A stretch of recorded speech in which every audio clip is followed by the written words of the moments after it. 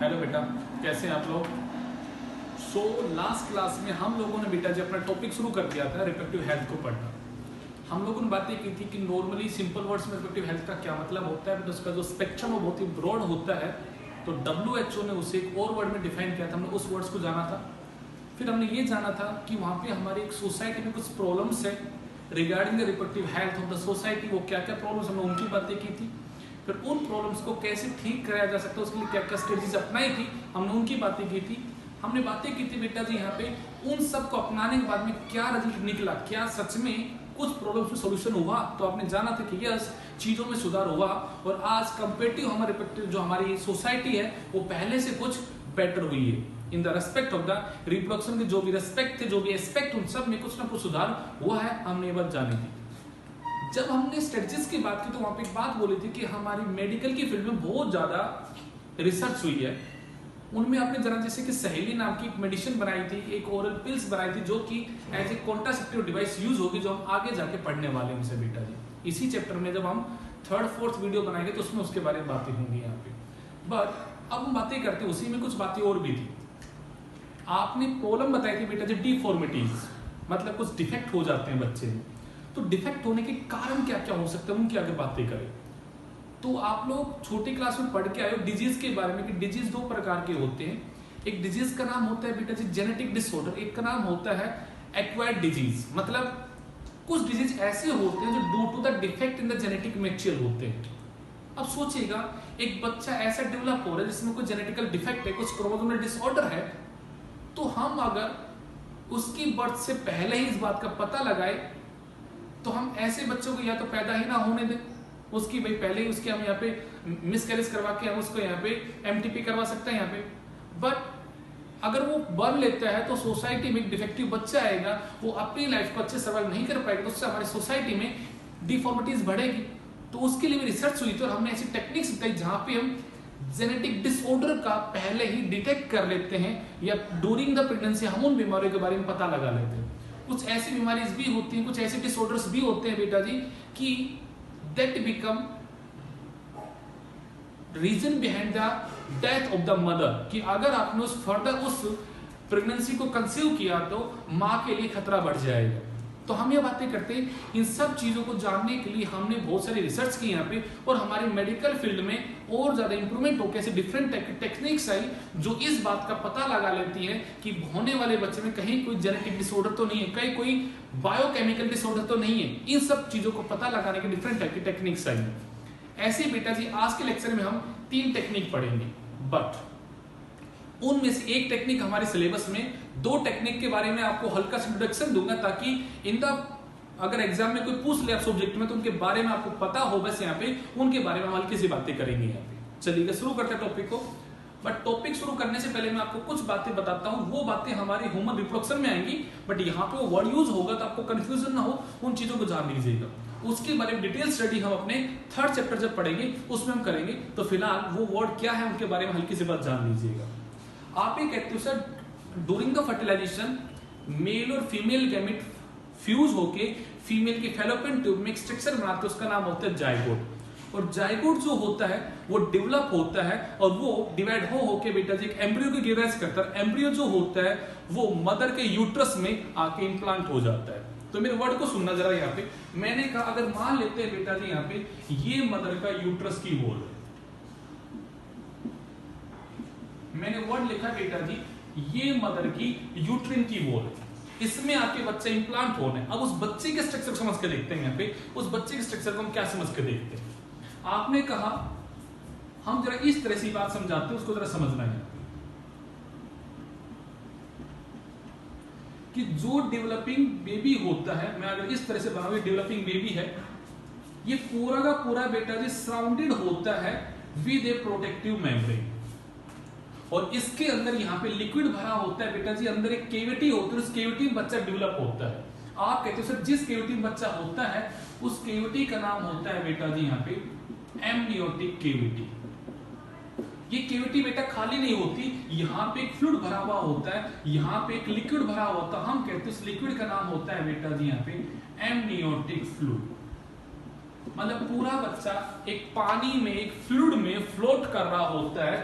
वो जिस लिक्विड में वो फ्लोट कर रहा होता है उस लिक्विड का नाम क्या है यहाँ पे एमनियोटिक फ्लूइड। तो मैं कहूंगा यह फ्लूइड है और अगर बच्चे की जो भी स्किन की सेल है वो इसमें प्रेजेंट रहती है और ये सब चीजें यहाँ से प्रेजेंट है। इस बच्चे के बाहर ये जो प्रोटेक्टिव कवरिंग होती है बेटा जिसका नाम होता है कोरियोन, इसका नाम क्या होता है कोरियोन। और मैं कहता हूं ये कोरियोन जो होता है बेटा जी ये बनाता है ऐसा फिंगर लाइक प्रोजेक्शन, हम कहते हैं ये फिंगर लाइक प्रोजेक्शन कहलाते हैं बेटा जी यहाँ पे कोरियोनिक विलाई। और इधर से मां का यूट्रस जो होता है ये उसके अंदर जाके एम्बेडेड हो जाती है। तो अब जरा कहानी को समझ के देखो, सर ये मां का यूट्रस था, इसके अंदर ये कोरोनी विल्लाए बना ये जाके ऐसे एम्बेडेड हो गई। तो मैं कहूंगा अब क्या होगा, ये जो मां के यूट्रिन टिश्यू है और ऐसे जो बच्चे का ये जो कोरियोन की विल्ला है उनमें ऐसा इंटरकनेक्शन बन गया। तो मैं कहूंगा ये अब स्ट्रक्चर जो बन जाएगा वो बन जाएगा बेटा जी प्लेसेंटा। वर्ड को समझना, कंफ्यूज मत होना, सिंपल सा वर्ड है, ये आपको बहुत डिटेल में पढ़ोगे बट फिलहाल आज के लिए इतना जान लो यहाँ पे कि सर ये यूट्रस की मेम्ब्रेन जो है यहाँ पे कुछ ऐसा होता है, ये यूट्रस की मेम्ब्रेन है, मैं रेड पेन से इंडिकेट कर रहा हूं, इनके अंदर कोरियोन की मेम्ब्रेन जाके ऐसे इंबेडेड हो गई।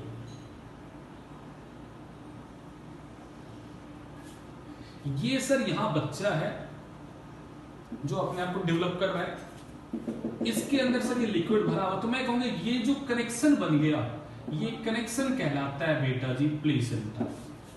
तो प्लेसेंटा में पूछो किस किससे बना है, तो आप कहोगे सर ये तो रेड कलर से जो इंडिकेट किया ये तो है यूट्रिन की वॉल यानी कि एंडोमेट्रियम। यूट्रिन की जो इनरमोस्ट लेयर होती है उसका नाम क्या होता है बेटा जी एंडोमेट्रियम। नाम तो समझना, यूट्रस की जो इनरमोस्ट लेयर होती है उसका नाम होता है बेटा जी एंडोमेट्रियम। तो मैं कहूंगा ये यूट्रस की वॉल है दैट इज द एंडोमेट्रियम है और ये कोरोनिक विल्लाई है। उन दोनों का आपस में इंटरडिजिटेशन हो गया। क्या हो गया बेटा, interdigitation of the uterine wall and the coronic villi and form a structure, form a connection between the fetus and the uterine wall। Uterine की वॉल में और बच्चे में कनेक्शन बन गया, इस इंटरडिजिटेशन की वजह से वो स्ट्रक्चर क्या है बेटा जी हमें प्लेसेंटा है। पहला पॉइंट। दूसरा पॉइंट, ये बच्चा जो होता है ये इस प्लेसेंटा के साथ कनेक्टेड होता है with the help of the blood vessels. जरा वर्ड को समझ कर देखो भाई, इस बच्चे में यहाँ पे मेटाबॉलिज्म हो रहा है, वेस्ट मटेरियल बन रहा होगा, तो बच्चा उस वेस्ट को कैसे निकालेगा, ब्लड के थ्रू। वो सारा वेस्ट गया प्लेसेंटा के पास। प्लेसेंटा में क्या है बेटा जी, यहाँ मदर की ब्लड कैपिलरीज और यहाँ फीटस ब्लड कैपिलरीज आ गई, तो वहां पे हो जाएगा एक्सचेंज ऑफ द मटेरियल, मतलब ब्लड का प्यूरिफिकेशन होगा प्लेसेंटा के अंदर। फिर जो प्यूरिफाइड ब्लड है वो आ जाएगा बच्चे में। तो मैं कहूंगा ये यहाँ पे bundle of the blood capillaries है और यहाँ पे दो तरह के कैपिलरीज हैं या दो तरह के ब्लड वेसल्स है। एक वो है जो ब्लड को यहाँ लेके जा रही है यानी कि आर्टरी है, और कुछ ऐसे जो ब्लड को वापस लेके आ रही प्यूरिफाई करा के यानी कि यहाँ पे वेन्स है। तो मैं कहूंगा यहाँ पे ब्लड वेसल्स का क्लस्टर है और उस ब्लड वेसल के क्लस्टर का नाम होता है एम्ब्रिकल कोड। सुना है आप लोगों ने छोटी क्लास में नाम बेटा जी एम्ब्रिकल कोड। तो मैं कहूंगा ये जो एम्ब्रिकल कोड है बेटा जी इसके थ्रू एम्ब्रियो जो होता है वो प्लेसेंटा से कनेक्ट होता है। एक बार दोबारा रिपीट कर रहा हूं, कहानी को समझना, बहुत छोटी छोटी बातें हैं, इतना कोई बहुत बड़ा वर्ड नहीं जो समझ में ना आए। बच्चा जो होता है वो पूरा सराउंडेड होता है एक लिक्विड में, उस लिक्विड का नाम क्या है एमनियोटिक फ्लूइड। तो ये लिक्विड किसी कैविटी में होगा, उस कैविटी का नाम क्या है बेटा जी एमनियोटिक कैविटी। इस कैविटी के बाहर जो बाउंड्री होती है उसका नाम होता है बेटा कोरियोन। अब सोचिए कि इस बच्चे को अपने आप को अटैच करना है यूट्रस के साथ, तो मैं कहूंगा यूट्रस की जो इनरमोस्ट लेयर होती है बेटा उसका नाम क्या है यहाँ पे एंडोमेट्रियम। तो मैंने लिख दिया यूट्रस की वॉल है, मैं कहूंगी एंडोमेट्रियम, इसके साथ वो अटैच करेगा। कैसे अटैच करेगा, तो सोचिएगा ये रेड कलर से दिखाई एंडोमेट्रियम की वॉल है, आपने कहा सर ये क्रोनिक विल्ला, ये दोनों में आपस में इंटरडिजिटेशन हो गया, तो यहाँ पे कनेक्शन बन गया फीटस में और मां के यूट्रस में। ये जो इंटरडिजिटेशन से स्ट्रक्चर बना बेटा वो क्या है प्लेसेंटा है। तो प्लेसेंटा बनाने में बच्चे का जो पार्ट यूज हुआ वो कौन है यहाँ पे कोरियोन है, और मां का जो पार्ट यूज हुआ वो कौन है बेटा यहाँ पे एंडोमेट्रियम। छोटा सा पॉइंट है, मां का कौन सा पार्ट है एंडोमेट्रियम और बच्चे का कौन सा कोरियोन का पार्ट यूज हुआ और ये कनेक्शन बनके तैयार बना। कोरियोन वर्ड समझ में आ गया। Chorion is a protective layer present around the developing embryo and it form finger-like projection and help in the attachment of the fetus to the mother body। और जो प्लेसेंटा बनता है उसको पूरा कौन बनाता है यहाँ पे कोरियोन, इसमें इन्वॉल्व होने वाला है। गेटिंग माय पॉइंट, अगले पॉइंट को समझिएगा। अब आपने कहा सर इस तरह से हो गया, सर प्लेसेंटा में अगर चेंज होगा तो बच्चे का खून इस प्लेसेंटा तक कौन पहुंचेगा? मैं कहूंगा यस, अच्छा पॉइंट आपने कहा, बच्चा तो अंदर प्रेजेंट है भाई, यहाँ बच्चे को तो हमें यहाँ कनेक्ट करना पड़ेगा। तो यहाँ से ब्लड की वेसल्स का एक ग्रुप है, कुछ ऐसी वेसल जो खून लेके जाती है वहां ताकि प्यूरिफाई हो सके, फिर प्यूरिफाई होने के बाद कुछ लेके वापस आती है। तो मैं कहूंगा ब्लड की आर्टरीज भी और वेन भी। तो ये जो गैदरिंग होकर स्ट्रक्चर बनता है बेटा, उसका नाम क्या है यहाँ पे आपका एम्ब्रिकल कोड है। ये सब लेवल समझ में आती है बेटा? चलिए मैं डायग्राम के थ्रू इन बातों को आपको समझाता हूँ। यहाँ पे मैंने क्या क्या बातें समझाई आपको,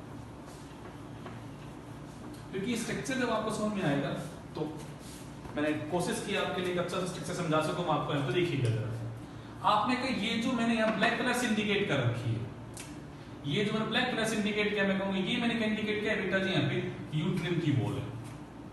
ये मैंने जो ब्लू कलर से इंडिकेट किया वो क्या बेटा जी? यहाँ पे कोरियन है। तो आपको दिखाई दे रहा है सर कोरियन ने ऐसे फिंगर लाइक प्रोजेक्शन बनाया ताकि ये पूरा बच्चा यहाँ अटैच हो सके, किससे? यहाँ पे वहां पे यूट्रस है। तो मैं कहूंगा इसका मतलब इनके इंटरकनेक्शन से जो स्ट्रक्चर बना होगा वो कौन है बेटा जी? प्लेसेंटा है। अब डायग्राम में कंफ्यूज मत होना, मैंने यहाँ पे खाली रेड कलर से दिखाया, मैं कहूंगा साथ में यूट्रिन की वॉल और इनके बीच में जो इंटरडिजिटेशन होकर जो स्ट्रक्चर बना है वो कौन है बेटा? यहाँ पे प्लेसेंटा। याद रखना प्लेसेंटा किसी एक चीज से नहीं बना है, मां की तरफ से एंडोमेट्रियम है और बच्चे की तरफ से कोरियोनम, दोनों का ऐसे इंटरडिजिटेशन हो रहा है, इंटरडिजिटेशन, तब जाके ये कनेक्शन बना है। तो सिर्फ एक ही चीज नहीं, इसके दो पार्ट है, मां की तरफ से एंडोमेट्रियम और बच्चे की तरफ से बेटा जी यहाँ पे आपका कोरियन, तब जाके स्ट्रक्चर बना ताकि बच्चा यहाँ क्या हो सके? अटैच हो सके। अब इस प्लेसेंटा को एम्ब्रियो के साथ कनेक्ट किया, यहाँ पे बैठा है कोड, उसका नाम क्या है यहाँ पे? एम्ब्लिकल कोड, जिसके थ्रू क्या हो रहा है? यहाँ ब्लड जा रहा है फॉर द प्यूरिफिकेशन, वहां से प्यूरिफाई होकर वापस आ रहा है।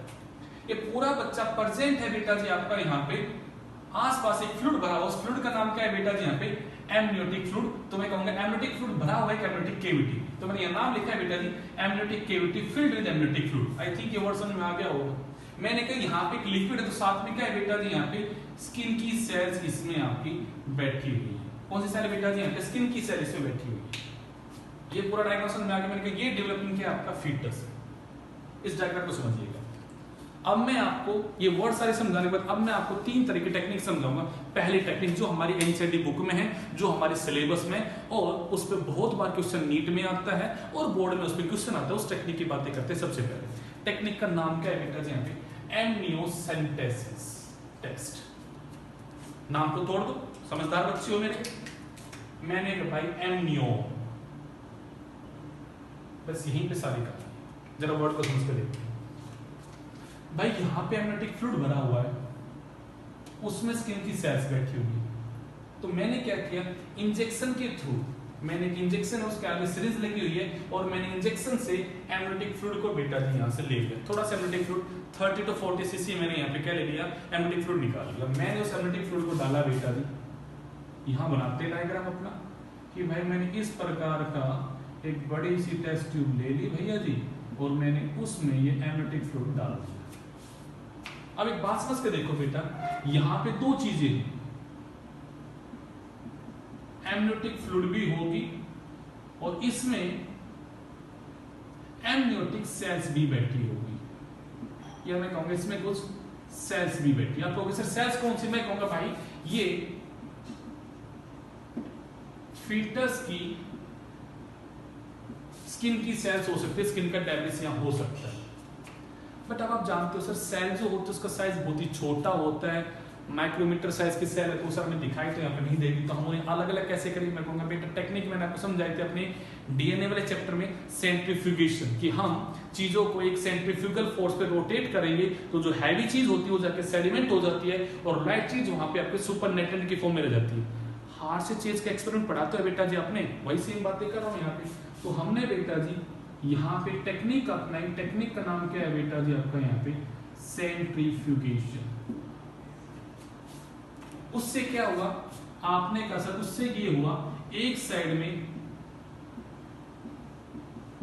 एमनियोटिक फ्लूइड सेपरेट हो गया,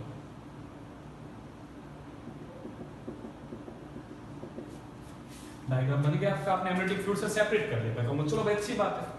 दूसरी साइड में क्या किया हमने बेटा जी? यहाँ पे सेल्स को सेपरेट कर लिया, जो सेल्स इसमें बैठी हुई तो सेपरेट हो गई। चलिए अब हमने क्या किया? हमने बेटा जी इन सेल्स को कल्चर किया एक मीडिया में। मैंने यहाँ पे बेटा न्यूट्रिएंट का मीडिया लिया पेटेंट डिस्क में और मैंने इन सेल्स को यहाँ कल्चर किया, कल्चर दी सेल्स।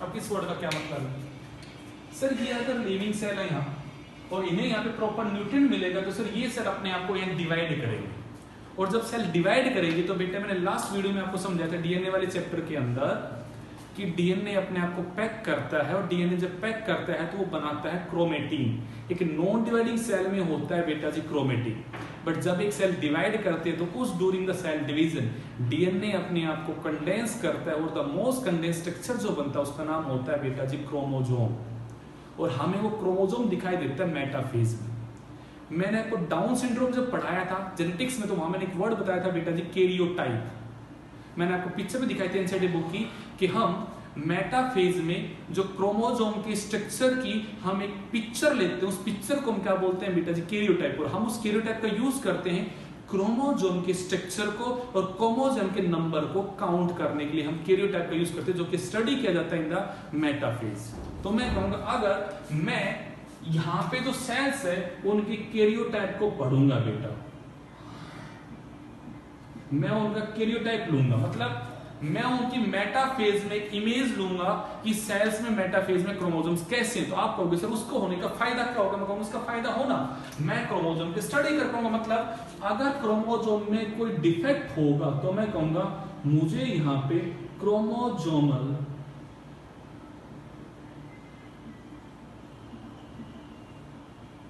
डिसऑर्डर्स पता लग जाए। पहला पॉइंट क्यों पता लग जाए भाई, मैंने यहां पे इन सेल्स का कैरियोटाइप करके देखा। कैरियोटाइप क्या होता है आपको पता है, मेटाफेज में सर आपने उसकी पिक्चर दे, वहां पे आपको क्रोमोसोम का नंबर भी काउंट हो जाएगा, क्रोमोसोम का स्ट्रक्चर भी दिखाई दे जाएगा। तो या तो क्रोमोसोम के स्ट्रक्चर में कोई डिफेक्ट होगा या नंबर में कोई डिफेक्ट होगा, तो डेफिनेटली मुझे क्रोमोसोमल डिसऑर्डर का यहां पता लग जाएगा। पहला पॉइंट। चलिए एक और बहुत भी तो बात है बेटा जी, जब मैं यहाँ क्रोमोसोम को देखूंगा तो ये भी पता लग जाएगा कि क्रोमोसोम उस फीटस में कौन सा है, XX है या XY है, ये भी तो पता लग जाएगा। तो मैं कहूंगा मुझे सेक्स ऑफ द ऑर्गेनिज्म भी पता लग जाएगा, इस फीटस का क्या सेक्स है मुझे ये भी पता लग जाएगा। थर्ड चीज बेटा जी, यहाँ पे एक डिजीज होता है एक्स क्रोमोसोमल फ्लैजेल डिसऑर्डर या सिंड्रोम।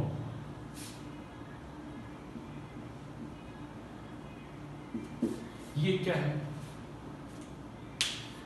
आप लोगों को मैंने ये बताया कि कुछ ऐसे डिसऑर्डर जो एक्स लिंक्ड है, कुछ ऑटोसोमल डिसऑर्डर है। तो वहां पे आपने कुछ बात ये की थी सर, अगर किसी भी कैरेक्टर का जीन अगर एक्स क्रोमोसोम पे होगा तो वो हो जाएगा एक्स लिंक्ड, और अगर वो ऑटोसोम क्रोमोसोम पे होगा तो वो हो जाएगा ऑटोसोमल। तो पहले वर्ड को समझिएगा, ये एक्स क्रोमोसोम मतलब इसका जो कैरेक्टर का जो जीन है वो एक्स क्रोमोसोम पे। अब ये जीन में है क्या उसको जरा समझ के देखते हैं।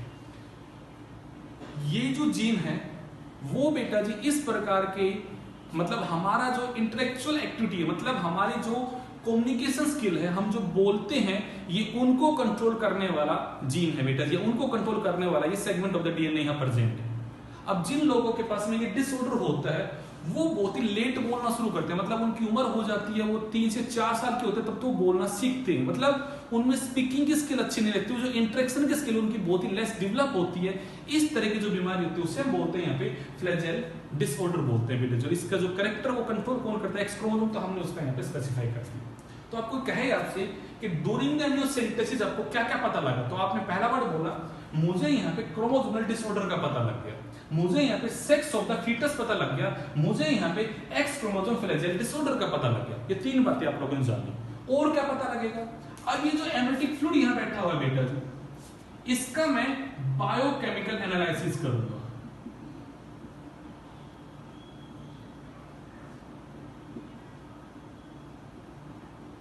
इसका मैं क्या करूंगा बेटा, बायोकेमिकल एनालिसिस। उसमें मुझे 2 बातें पता लगेगी। क्या क्या बातें पता लगेगी? मैं सबसे पहले बेटा जी यहां पता लगाऊंगा अल्फा फीटो प्रोटीन का।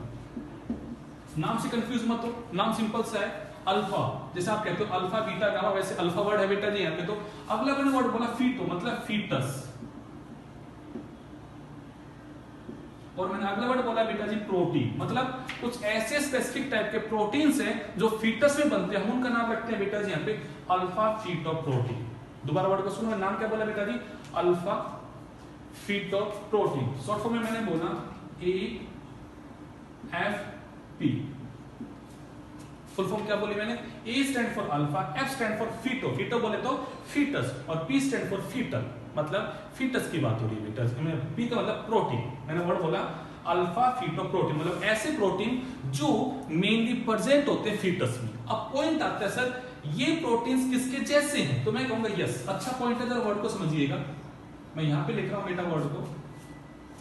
आप लोग ये कहते हो सर आपने ब्लड वर्ड पढ़ा था 11th क्लास में, ब्लड जो होता है हमारा उसके दो कंपोनेंट होते हैं, ब्लड का प्लाज्मा और ब्लड में सेल्स होती है। ब्लड में जो प्लाज्मा है उसके दो पार्ट होते हैं बेटा जी, 90 से 92% वहां प्योर पानी होता है और 8 से 10% उसमें डिसॉल्व कंपाउंड होते हैं। वहां पे आपने कहा था 6 to 8% अबेंडेंट फॉर्म में बैठा होता है प्रोटीन, और प्रोटीन आपने कहा था 3 प्रकार का होता है, या तो होता है इम्यूनोग्लोबिन्स जो फाइटिंग ऑफ द पैथोजन जिसे आप एंटीबॉडी कहते हो वो प्रेजेंट होती है, या सर वहां पे क्लॉटिंग प्रोटीन्स बैठी होती है, या फिर वहां बैठा होता है एल्ब्यूमिन। वर्ड को सुनना, क्या बोला मैंने यहाँ पे, एल्ब्यूमिन बैठा होता है हमारे ब्लड में। तो ब्लड के प्लाज्मा में एक प्रोटीन है उसका नाम क्या है बेटा जी, एल्ब्यूमिन। आपने कोई और जाना था सीरम, SERUM, सीरम। सीरम क्या होता है, ब्लड के प्लाज्मा में से क्लॉटिंग प्रोटीन्स को माइनस कर दो तो जो चीज पजेगी वो क्या होगी, सीरम होगी। तो मैं कहूंगा अगर मैं इस फीटोप्रोटीन को देखूं तो ये क्या है बेटा जी, एनालोगस टू सीरम एल्ब्यूमिन। ये मैंने शिक्षक समझा दिया इसका। जो हमारे अडल्ट के अंदर सीरम के अंदर एल्ब्यूमिन प्रोटीन होती है, स्ट्रक्चर वाइज एनालोगस वर्ड लिखा है, मतलब जो स्ट्रक्चर में सिमिलर, तो मैं कहूंगा उसी के जैसे स्ट्रक्चर की होती है ये प्रोटीन, बट ये protein only and only in the foetus बनती है, ये कभी अडल्ट में नहीं होती। याद रखना, these are detect only in the case of the foetus में होती है, ये अडल्ट में जैसे बच्चा बर्थ लेता है उसके बाद इसका प्रोडक्शन कम हो जाता है बेटा जी, खत्म हो जाते हैं। अब आप कहोगे सर ये क्या है, इससे हमें क्या पता लगेगा, तो उस पते की बात को करते हैं। अगर हमारी बॉडी में इसका कंटेंट इंक्रीज हो जाए, अगर बेटा जी हमारी बॉडी में इसका अमाउंट इंक्रीज हो जाए, तो इंक्रीज शो करता है यहां पे न्यूरल प्लेट डिसऑर्डर को। बड़ा इंपॉर्टेंट पॉइंट है बेटा। Increase in the amount of alpha fetoprotein, increase in the level of alpha fetoprotein indicate the neural plate disorder. अब आप कहोगे सर ये क्या है, तो मैं कहूंगा सुनिएगा बेटा जी, न्यूरल प्लेट क्या है,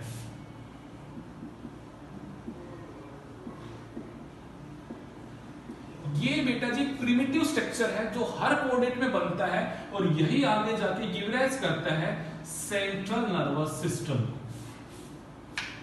जब एक बच्चा मां के पेट में डेवलप होता है तो फीटस में जो भी कोडेट्स हैं, जो भी वर्टिब्रेट्स हैं, एनिमल किंगडम में हम बातें करते हैं वर्टिब्रेट्स, जो भी वर्टिब्रेट है, जो भी कोडेट्स हैं, उनमें ड्यूरिंग द एम्ब्रियन डेवलपमेंट सबसे पहले स्ट्रक्चर बनता है बेटा जी न्यूरल प्लेट, और न्यूरल प्लेट ही आगे जाके गिव राइज करता है बेटा जी सेंट्रल नर्वस सिस्टम, मतलब हमारे ब्रेन को और स्पाइनल कॉर्ड को पैदा करता है बेटा जी न्यूरल प्लेट। अब मैंने यहां पे लिखा इसका अमाउंट इंक्रीज हो गया, ये इंडिकेट करता है disorder of the neural plate, मतलब हमारे सेंट्रल नर्वस सिस्टम में कोई ना कोई डिसऑर्डर होगा, उसके स्ट्रक्चर में कोई ना कोई डिफेक्ट होगा, ये बातें इसका अमाउंट हमें इंडिकेट करता है।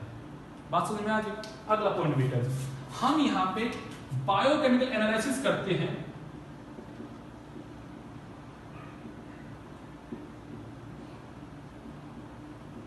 To detect the defect in metabolism। मतलब समझ के देखो बात को, इसी एक टेस्ट से मैंने क्या किया, मैंने इस टेस्ट में बेटा जी मैंने सिरिंज से यहां पे इस फ्लूइड को बाहर निकाला, उस फ्लूइड में जो सेल्स थी मैंने उनको और फ्लूइड को अलग अलग कर लिया, मैंने सेल्स को ग्रो करके मैंने पता लगा लिया एक्स क्रोमोसोम फ्लैजेल डिसऑर्डर को, मैंने स्पेक्ट्रा लगा लिया सेक्स ऑफ द ऑर्गेनिज्म का, सेक्स ऑफ द फीटस का मैंने पता लगा क्रोमोसोम डिसऑर्डर का, मैंने यहां पे इसमें अल्फा कीटोप्रोटीन के लेवल को देख के मैंने पता लगा लिया न्यूरल प्लेट डिसऑर्डर का। इवन मैं इसका और अगर एनालाइज करता हूं केमिकल का तो मुझे पता लग जाएगा कहीं डेवलपिंग फीटस में कुछ मेटाबॉलिज्म में तो डिफेक्ट नहीं है। तो आपके लिए बहुत तगड़ा एक क्वेश्चन तैयार होगा, which of the following disease can we detect through the amniocentesis. Paper में आ जाता है एमनियोसेंटेसिस में हमें क्या क्या डिजीज पता लगेगी।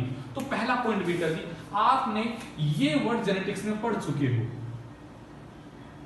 अब वहां पे नाम लिख दिया जाए, Down syndrome, Turner syndrome, Klinefelter syndrome, Edward syndrome, Patau syndrome, ये सब आपने जेनेटिक्स में पढ़ तो लिया बेटा जी। जो भी हमारे क्रोमोसोम में डिफेक्ट की वजह से होते, लाइक क्राइडुचेट लिखा होता, 5वें क्रोमोसोम में दिक्कत हो जाती है, CML क्रोनिक माइलोइड ल्यूकेमिया, इस प्रकार का जो भी डिफेक्ट हमारा ड्यू टू द क्रोमोसोम में डिफेक्ट की वजह से होता है, वो हमें यहां पता लग रहा है। सेक्स ऑफ द ऑर्गेनिज्म हमें पता लग रहा है, हमें यहाँ पे फ्लैजेल डिसऑर्डर पता लग रहा है, हमें यहाँ पे न्यूरल प्लेट डिसऑर्डर भी पता लगता है, हमें इवन हमें मेटाबॉलिज्म में कुछ प्रॉब्लम है, ये भी तो हमें पता लग गया। हमें इतनी सब चीजें पता लगी थ्रू दिस टेस्ट। तो मतलब अगर एक डेवलपिंग फीटस में कोई भी जेनेटिक डिसऑर्डर इस प्रकार का, हम उसे इजीली क्या कर लेंगे, डिटेक्ट कर लेंगे। इस प्रकार का अगर बच्चे में कोई डिफॉर्मिटीज होंगी, हम उसको इजीली क्या लगा लेंगे, पता लगा लेंगे। अब आप कहोगे तो सर तो बहुत अच्छी टेक्निक है, मैं कहूँगा बिल्कुल अच्छी टेक्निक है, बट इसका एक मिसयूज है बेटा। इसका एक छोटा सा मिसयूज है। वो मिसयूज क्या है बेटा जी, इसमें हमें सेक्स का पता लग गया, तो इसकी वजह से ये इंक्रीज करेगा फीमेल फोर्टिसाइड। वर्ड को तोड़ दो, फीमेल मतलब सेक्स की बात हो रही है यहाँ पे, फोर्टिसाइड मतलब फीटस, और साइड मतलब डेथ, मतलब हम प्रीनेटल फीमेल फोर्टिसाइड करते हैं। मतलब हमें पता लग गया कि डेवलपिंग फीटस या लड़की है, तो चाहे बिल्कुल हेल्थी हो, बट हम उसमें अबॉर्शन करा के उसके डेथ कोज करवा देते, तो वो कंडीशन क्या कहलाएगी बेटा जी, female foeticide. Getting my point, ये इसका मिसयूज है। तो पेपर में आ जाए, what are the use of the amniocentesis. तो ये सब आपने यूज जान ली, हमें ये पता लग गया, ये पता लग गया, ये पता लग गया, ये सब पता लग रहा है, बट एक इसका मिसयूज है। वो क्या है बेटा जी, यहाँ पे आपका सेक्स ऑफ द ऑर्गेनिज्म हमें पता लग गया। अब मैं आपको बता दूं, एमनियोसेंटेसिस को बैन कर दिया गया। मतलब बैन वर्ड का क्या मतलब है, हम फ्रीली किसी वस्तु में जाके इसको नहीं कराते। ये तभी होता है जब हमने पेडिग्री एनालिसिस किया और हमने फैमिली के अंदर स्टडी किया हो कि इस फैमिली में जेनेटिक डिसऑर्डर की संभावना ज्यादा होती है, तो अंडर दैट कंडीशन एमनियोसेंटेसिस का डेवलप होता है। बट इसको नॉर्मल कंडीशन में इसको टोटली बैन कर रखा है, क्योंकि इससे सेक्स का क्या लगता है बेटा जी, यहाँ पे पता लग जाता है। ठीक है, चलिए आगे वर्ड को। एक और अच्छी बात इसके अंदर, हम इन सेल्स को प्रिजर्व कर सकते हैं, हम इन सेल को कंजर्व कर सकते हैं, और उसका भी कुछ फायदा होगा। क्या फायदा होगा वो बात मैं अभी आपके साथ करूंगा, बट उससे पहले एक छोटे से वर्ड को आप जान लेते हैं। देखो मैंने यहाँ पे एमनियोसेंटेसिस टेस्ट की डेफिनेशन लिखी। क्या डेफिनेशन है बेटा, amniocentesis test is a foetal sex and disorder determination test. मतलब ये सेक्स का पता लगाता है और डिसऑर्डर का पता लगाता है based on chromosomal pattern of the embryo cell in the amniotic fluid surrounding the developing embryo। समझ में आ रहा होगा, इस सराउंडिंग एम्ब्रियो के मतलब एम्ब्रियो के सराउंडिंग जो सेल्स है, उनकी वजह से उनमें क्या क्रोमोसोमल डिसऑर्डर है या क्रोमोसोम का क्या पैटर्न है, उसके थ्रू बेटा जब हमें सेक्स का और डिसऑर्डर का बेटा जब हमें पता लगाते हैं, ये है एमनियोसेंटेसिस। चलिए अब कुछ और बातें करते हैं इसके बारे में।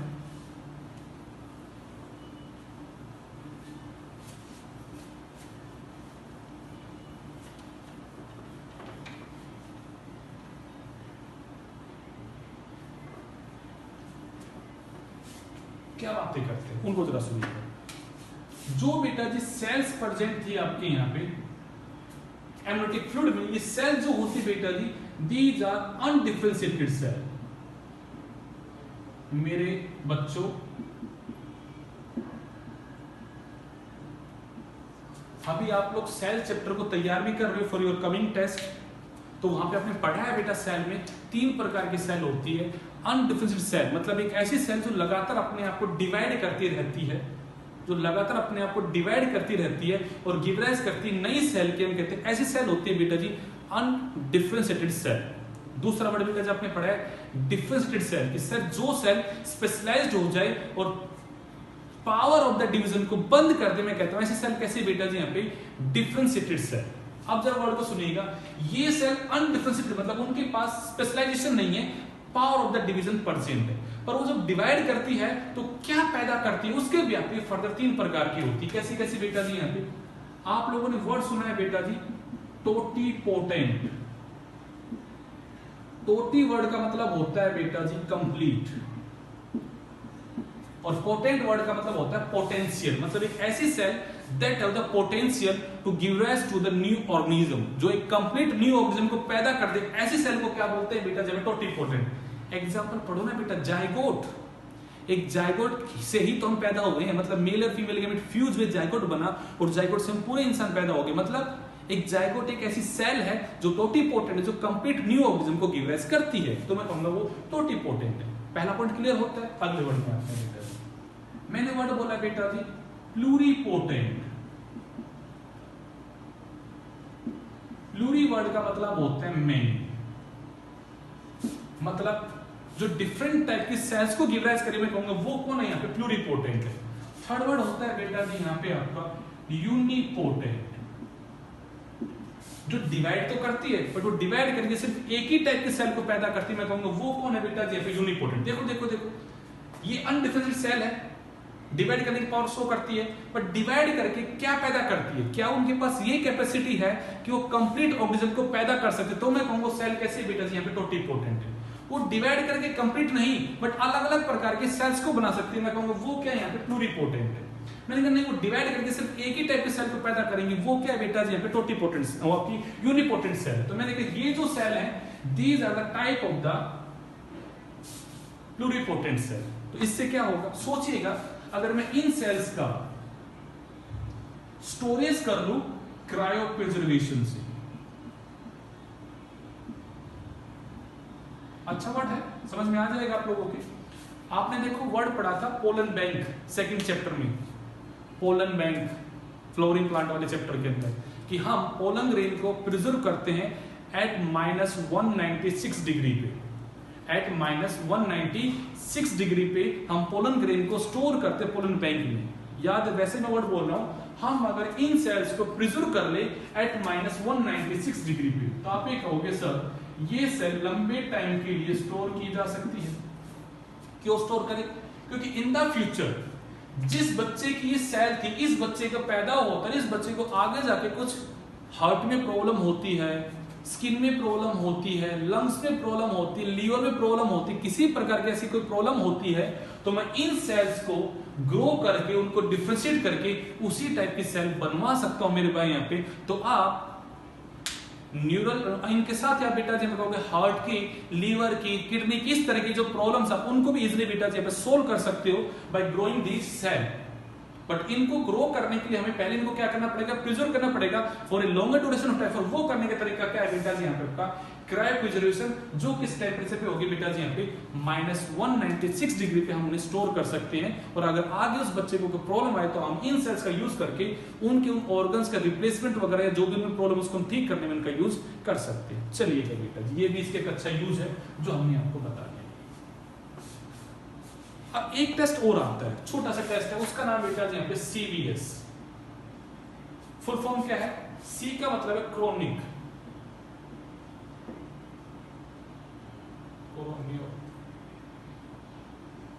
Chorionic villi central. जरा वर्ड को समझो सर, ये बच्चा जो है इसका ये कोरियोन है और ये एंडोमेट्रियम, इनका यहाँ पे जंक्शन बना, प्लेसेंटा बना हुआ है। अगर बेटा जी मैं यहां से इस कोरियोन की सेल का एक सैंपल ले लूं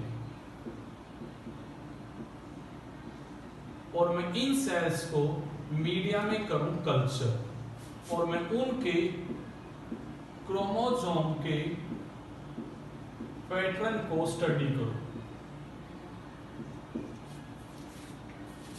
मैं सर इस फ्लूइड को नहीं ले रहा हूं, मैं क्या ले रहा हूं इस बार यहाँ पे इस कोरियोन की सेल्स का एक छोटा सा सैंपल लेता हूं और उन सेल्स को मैं कल्चर करता हूं, फिर मैं उनके क्रोमोसोम के पैटर्न को ऑब्जर्व करता हूं। तो अगर वहां पे कोई भी क्रोमोसोमल डिसऑर्डर होगा या उसका सेक्स ऑफ द ऑर्गेनिज्म जो होगा वो हमें इजीली पता लग जाएगा बेटा जी यहाँ पे। तो भाई एडवांटेज है, हम यहाँ पे डिजीज का पता लगा सकते हैं। सेकंड डिसएडवांटेज क्या है, सेक्स का पता भी लगेगा, फीमेल 47 में ये भी भैया जी कोज करवाएगी। सेकंड थिंग बेटा जी यहाँ पे इसमें आपको हर चीज पता लगेगी जो क्रोमोसोम से रिलेटेड बातें थी, बट इसमें पता नहीं लगेगा आपको यहाँ पे जो बायोकेमिकल एनालिसिस वाली बातें थी वो यहाँ आपको पता नहीं लगेगा, क्योंकि यहाँ पे आपने सिर्फ सेल को आइसोलेट किया है। तो सेल में आपको क्रोमोसोम स्टडी करके पता लगेगा। जो आपने टेबल में यहाँ एम्ब्रियोनिक फ्लूइड की बातें की थी वहां पे हम बायोकेमिकल एनालाइज करके भी अल्फा फीटो प्रोटीन और हम उस मेटाबॉलिज्म की बातें करते हैं, वो सब बातें हमें यहाँ पता नहीं लगेगी। आगे बढ़ते हैं, चलिए अब एक और बात है बेटा जी, सीवियस और अभी आपने नाम रखा बेटा जी यहाँ पे एमनियोसेंटेसिस। ये दोनों जो है बेटा जी, ये दोनों कंपेरेटिव सेफ तरीकों में आते हैं, मतलब the chance of the miscarriage जो बहुत ही कम होता है। आप इन दोनों को कर सकते हो, बट इन दोनों को करने में टाइम ड्यूरेशन बहुत लंबा लगता है। ड्यूरेशन मतलब क्या है कि ये एमनियोसेंटेसिस आप तब करते हो जब फर्स्ट ट्राइमेस्टर खत्म हो गया। अब जरा वर्ड को सुनना, मैंने क्या बोला, ट्राइमेस्टर। हमारा जो गेस्टेशन पीरियड है, मतलब बच्चे का जो फुली टाइम पीरियड है वो होता है बेटा जी 9 मंथ का।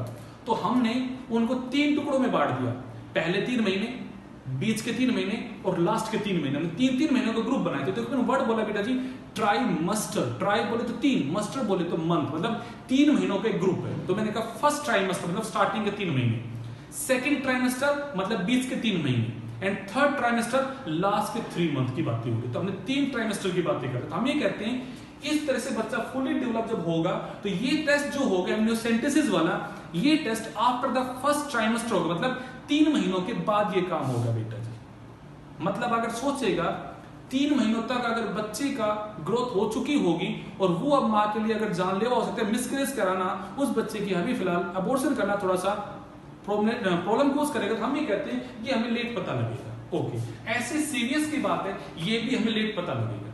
पर अब एक और चीज है और उसका नाम होता है बेटा जी यहाँ पे PUBS। फुल फॉर्म होती है बेटा जी इसकी यहाँ पे प्रीक्यूटानियस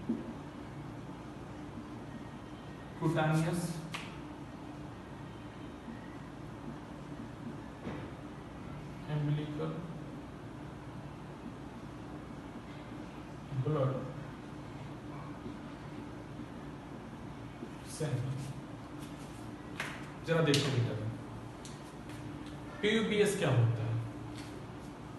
ये जो बेटा जी एम्ब्लिकल कोड है, इसके अंदर बेटा जी ब्लड्स की सेल बैठी है।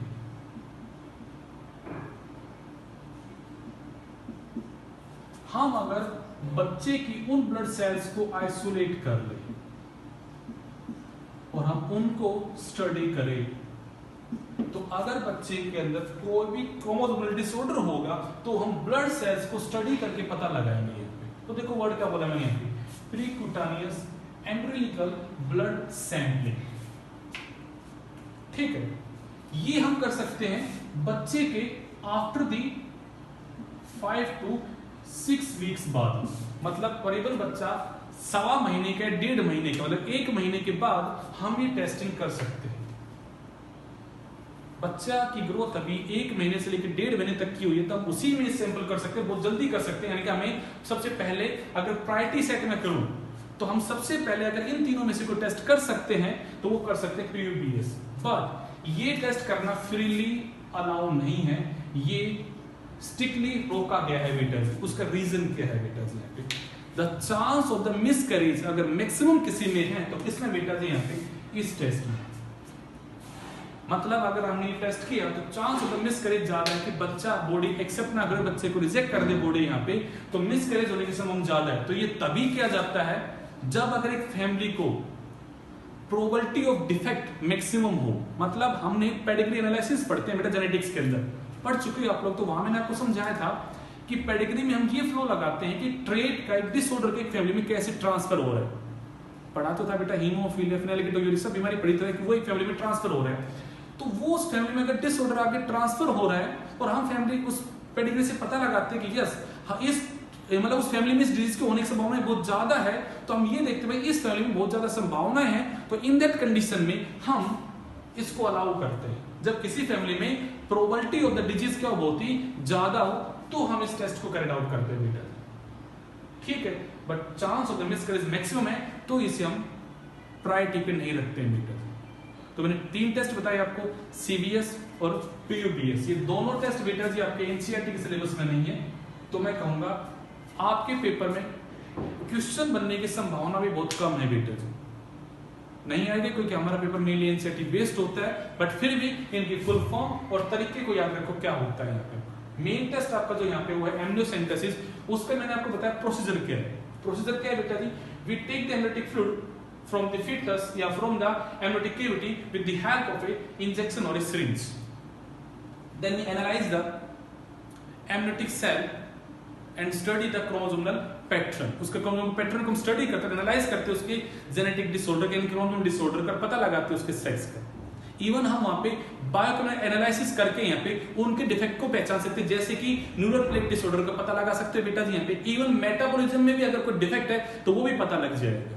इवन हम सेल्स को हम प्रिजर्व करके बेटा जी यहाँ पे आगे होने वाले डिजीज के लिए भी हम यहाँ पे एक बेस तैयार कर लेते हैं, बैकअप फाइल तैयार कर लेते हैं कि आगे कोई हार्ट में लिवर को डिफेक्ट हो जाए तो हम उन सेल्स का यूज करके उनको वहां पे इजीली क्योर कर सके। ये सब एडवांटेज है इम्यूनोसिंथेसिस की। बट एक डिफेक्ट है बेटा जी, सेक्स का पता लग जाता है, उसमें एक प्रॉब्लम है बेटा जी, मिसयूज है कि वहां पे हमें सेक्स का पता लग जाता है, जिससे उसको हम कहते हैं फीमेल फोर्टिसाइड का चांस कैसा maximum. It's all about today's lecture. यानी कि अब आपका टॉपिक खत्म हो गया बेटा जी, रिप्रोडक्टिव हेल्थ, उसकी प्रॉब्लम और उसके रिलेटेड स्ट्रेटजीज और हमारी सोसाइटी में क्या इंप्रूवमेंट हुआ है, वो सब बातें मैंने आपको इन 2 लेक्चर्स में खत्म कर दी है। इन द नेक्स्ट लेक्चर हम बातें करेंगे बेटा जी यहाँ पे पॉपुलेशन एक्सप्लोजन की, कि जो पॉपुलेशन बहुत जल्दी बढ़ती है उसके पीछे क्या क्या रीजंस है, हम अगले लेक्चर में उसकी बातें करेंगे। जब तक पढ़ते रहिएगा और अपनी प्रैक्टिस करते रहो। चलिएगा, थैंक यू।